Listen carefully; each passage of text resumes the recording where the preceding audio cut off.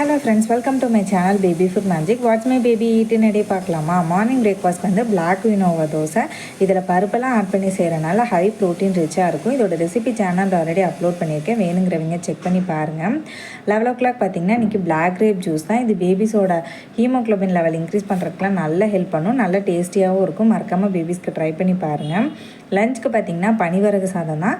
நான் எப்பயுமே லஞ்சில் நிறைய வெஜிடபிள்ஸ் ஆட் பண்ணிப்பேன், அரிசி கம்மியாக தான் வந்து ஆட் பண்ணிக்குவேன். இதோட ரெசிபியும் சேனல் ஆல்ரெடி அப்லோட் பண்ணியிருக்கேன், செக் பண்ணி பாருங்கள். நல்ல ஹெல்த்தியான லஞ்சாக இருக்கும். ஜூஸ்க்கு பார்த்திங்கன்னா வந்து இன்றைக்கி பொமக்ரானட் தான்.